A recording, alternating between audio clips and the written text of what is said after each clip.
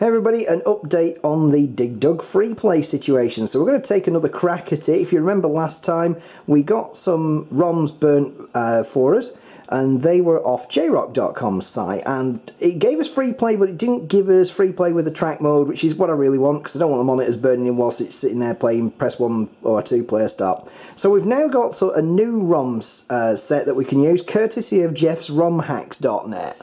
And if you go there, he actually offers either he'll burn the ROMs for you, or he will actually send them out as a zip file for you. He wants a small donation. I think it's worth every cent. I usually asks for about $5 to $10, and make the donation, get the files. It's well worth it, we think. Okay, well we'll know in a minute because we're about to burn the ROMs. So this version of it takes 4 ICs instead of just 3 like the other one. So this one uses 1, 2, 4 and 5. Now Mark's been good enough to bring round his ROM burner around here, and he's given us a bit of a... I've never done ROM burning before for arcade machines, and so in fact never done ROM burning before, full stop. So we're having a go at it. We've got the ROM burner set up over there in the eraser. We've harvested 4 EEPROMs, we've blanked them off using the eraser. I'm not going to go into all that. We'll do that probably in some other video, but I think other people have actually done...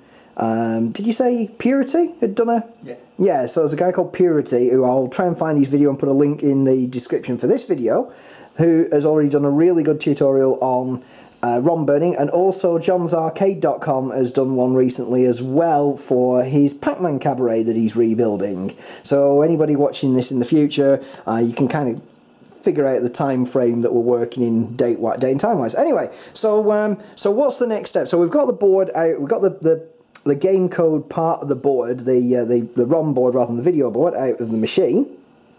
We've got the 4 blank ROMs over there that have been erased, and we're now ready to burn the ROMs. So this is going to kind of be in step time, because we're not going to sit here and wait through the process of actually writing the ROMs. But what we've got is the files on the hard drive and everything set up. We've got our ROM burner set up, so let's see if we can get the first one underway. Okay, so we're sticking the first one into the ROM burner over there, and we're selecting our... Getting on that. Our Dig Dug Namco ROM. And we've got 4 of them, so we're going to go for 101. So this replaces ROMs 1, 2, 4 and 5 this time. Documents, and so we're checking the hex dump of it. Tell me when you're ready to hit the burn key.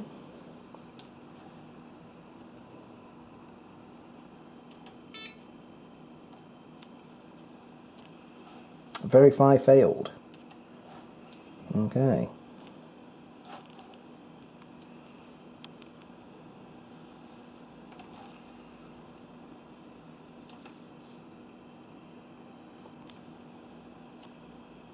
Writing. Write failed. Okay, does that mean we've got a bad device or something, or what's that generally mean? That Could be a wrong device. We've selected the wrong device on it. Okay.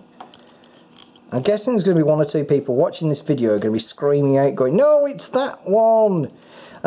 Unfortunately, these are 2732 ROMs, and the manufacturer on each ROM, not absolutely every ROM manufacturer and profile for every chip is listed, so you have to kind of try through the generic ones. So let's...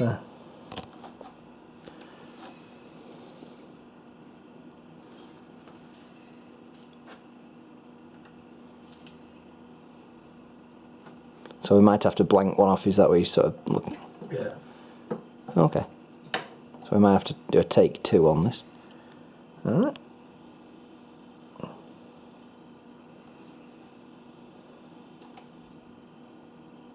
So that says it's writing.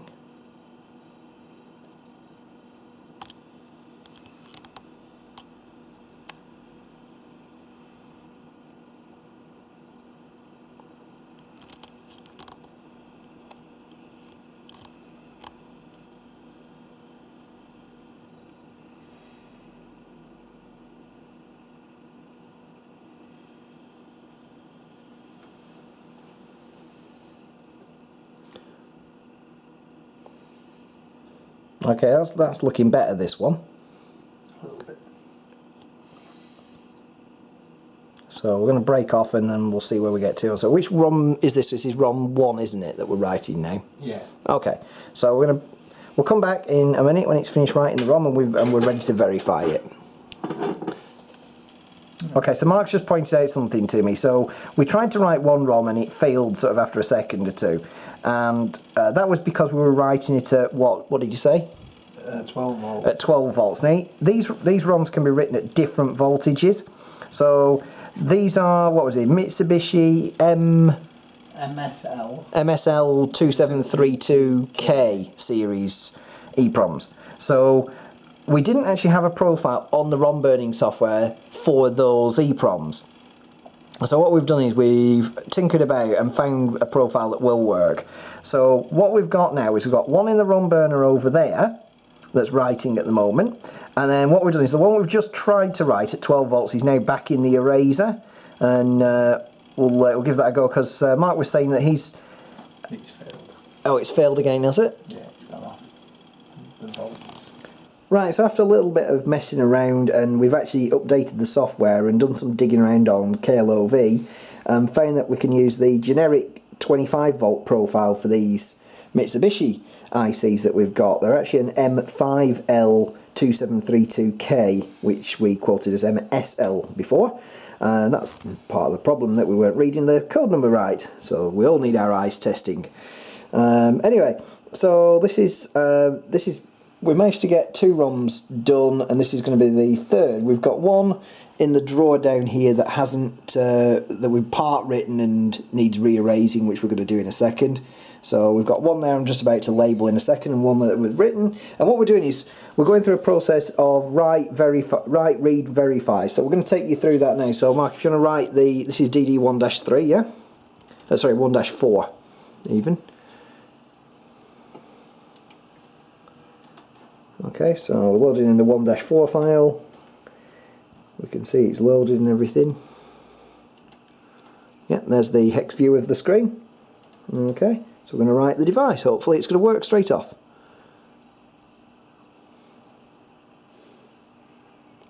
Whilst it's writing, I'm just going to pan down here, and you can see the little lights flashing away there on the programmer.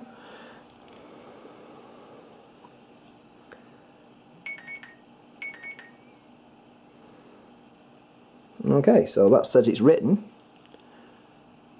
And what's that stage? Verified. And it's verified, okay. So reread it. Read it. We're going to save it back out now, and then use another utility which is hidden behind that called HXD to compare the two images. So the one that we have and the one that we're going to compare it with. So the original one that we're actually written, and then the one that's actually just come back off the ROM file. So Mark's just setting up to do that now. Target one off the desktop. Go for it, and it tells us they're both the same. Yeah. Yeah. Excellent. So that's 3 ROMs correct now. So I'm going to do a label now, and then what we're going to do is set the other one up to erase, and then write that as well, and then stick it on the board, and hopefully stick it in the cab, and that should be it. Right, we now have a completely written set of ROMs. So that we've got 4 of them in total: DD11, DD12, 14, and 2-5, which correspond to the chip names on the PCB that we're going to replace. So let's grab the PCB. Now the other thing you've got to do it says here on Jeff's site that you have to set some dip switches on the board as well, which we're going to preset before. And they need to replace one of the coin settings. So you still can have it on coin play if you really want to, but we don't want it that. So we're going to preset it on the PCB before we put it back in the machine. And it replaces, what does it replaces, Mark? Is it 2 coins, 3 credits or something like that? 1 coin, 7 credits. 1 coin, 7 credits. So we're going to replace that, but we're going to set that set of dip switches, and hopefully that should boot it up into Freeplay mode. Alright, so let's get these ICs on the board. And here we have the new ROMs actually in place on the board. So there's our new ones, and there's our old ones that came off the board.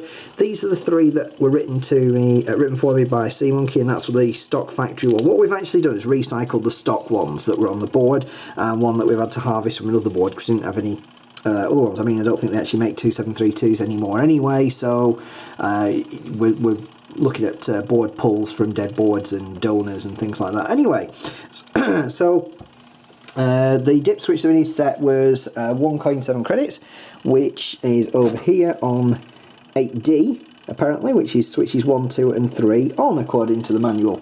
So we think that's everything. Let's go stick it in the cab and see if it gives us free play track mode. Right, so we've actually kind of moved on slightly. We've moved on overnight. We were at last night. It was getting quite late, and as you can see over there, it's daytime now. It's the afternoon of the next day, which is a Sunday, and so we've actually gone through quite a number of problems with this ROM change, and finally, as you can see down there, it says free play, and it does work. What we got was we managed to get all 5 of the ROMs written correctly and verifying on the ROM reader, and then when I put them on the board, I was getting a ROM 5 error. Now that equates to a ROM at location 3F on the board that we've got, which is labelled DD2-5B. We've been backwards and forwards this for a few hours, and we've reburnt the ROM a few times, and I even spoke to Luke, Arcade UK, and he said, hey, well, you know, try this and try that, and I let him have a look at the ROM files and everything, and it worked first time in a test for him. So, you know, at the end of the day, it could only be something simple. We've actually been trying, we got it working a short while ago, and we've been trying to sort of backtrack a little bit and show you it broke and then show you what the problem was. Unfortunately, we can't seem to get it to break again. So all we can put it down to is that it must just be sort of dirty sockets, or the fact that the ROM's actually burnt correctly this time, or something like that. It verified itself, because we wrote the ROM, read it back in, saved it to the disk, stuck it, compared it with the source ROM that we were writing, and it worked quite happily. So what I'm going to do is I'm going to pull the board out the back of the cab for a second and just show you something that's on the board. That's just something to take note of that Luke told me. So I'm just going to pull the board out and tell you something, okay? Right, so I've got the CPU board out of the cab, and I just wanted to show you what was going on. So what I've explained to me, what Luke was telling me, was that these 4 ROMs up here, 1, 2, 3 and 4, are actually attached to CPU 1. There's 3 CPUs on this ROM board. ROMs 5 and 6, which are these 2 here, are attached to CPU 2, and ROM 7 is on CPU 3. Now, we're not bothered about what each one actually does, but for some reason, this one here, now it's not got a sticker over it just for the moment, because we just tried to reburn this was the device this was the EEPROM that we're trying to program that seemed to be failing, and we thought it was that, and we just reblanked it, rewrote it, and it works, as you've just seen. So that's why I was just doing a test, and I was trying to revert and show you the kind of problems that we're having, so if you hit them again, if anybody was trying to do this, then they would be able to try and work their way out of it. So unfortunately I wasn't able to repeat the steps, sadly. Anyway, so these 4 up here are verified absolutely spot on, no problems at all. So what Luke said to me was, why not try writing both 5 and 6 out, because they're a pair together for CPU 2. So what we did is we pulled ROM 6 off the board originally, stuck it into the ROM identifier thing on the web, and it actually said it couldn't identify it at first. Anyway, so we got the main versions of the ROMs and did some comparisons against them, and it seemed to be correct and everything, so maybe it was just a bad read or something like that. Anyway, what we've done is over here we've written ROMs 5 and 6 over here, and that's the original ROM 5, that's the original ROM 6 for the PCB. So as we've had to write them out anyway, I think what we're going to do is I'm going to actually use the replaced versions of them, and I'm going to shelve these originals for now and make it work like that. I think, at least I know then that all the code is definitely revision 1 sets of ROMs, because this ROM hack for Freeplay only works with the revision 1 set. So I'm gonna do that, and then I think that's gonna basically wrap up this little board mod, and then it almost wraps up the Dig Dug series as well.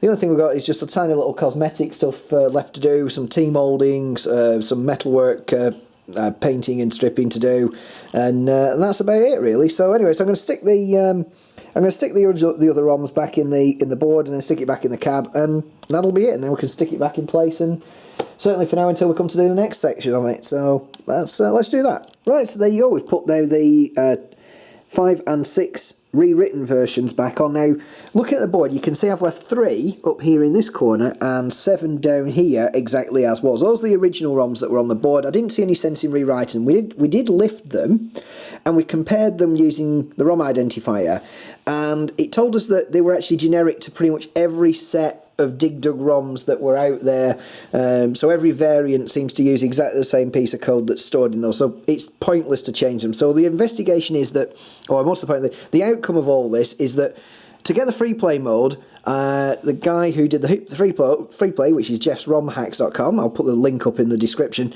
has made modifications in 1, 2 and 4 and in 5. Now, I'm not going to do a code disassembly of it just at the moment. I might do it some other later time, but the modifications aren't extensive, but obviously they only match a particular set. That's the one he's worked on. Be interesting to look at revision set 2. I mean, these are the Atari revision ROMs, and we found some interesting stuff in the main source about these, such as there's now no kill screen, and a few other little bugs, such as if you kill one of the monsters and then drop a rock in its place, the level wouldn't end, and things like that. Hey, if you're interested, again, I'll put a link to the main source and point to sort of the point in the file where to have a look at. Some quite interesting stuff to read there if anybody's interested. So take a go at that. Anyway, let's stick this back in the cab. Let's fire it up, and then we're going to be good. Right, so the board's back in the machine now. Let's plug in and see what we get. As long as we haven't bent any pins, which I've double checked everything, then the game should fire up, and we should see the word free play at the bottom, and it should click and everything. So I'm just going to do it live now. So there's the plug going in. Click. There's the first click. That's always a good sound. Running around the front, running around the front, running around the front. 2 lights on. Those 2 lights should go off, and they have done, which is usually successful. Let's turn the camera light off. And it's a GO7 tube, so it takes a while to warm up. You can feel though, there we go. And it says free play down the corner. That's exactly what we wanted to say. So basically, the only thing that wasn't able to be gotten in there, and I'm certain with a little bit of tuition from some of the people that I know now, Sea Monkey, I'm certain we can figure out how to get the coin lamp, the 2 lights to flash, to indicate free play mode, like on every other Atari game that there is out there. So I'm going to have a chat with him and see if we can figure out a way to cram the code in. And I just need all I need is a crash course on MAME debugging and stuff like that. So if anybody who knows anything about MAME debugging, please feel free to do a video response. Well, I've linked to a video with that in it, which would be great. So okay, anyway, let's. So if I press 1 play start, there you go. It works, and you can see we've got the metal off the top up here at the minute, and that's because that's been metal stripped now. I just need to sand it up and give it a coat of primer and black satin. So that's it. Anyway, that's enough for this video. We'll see you all in the next step.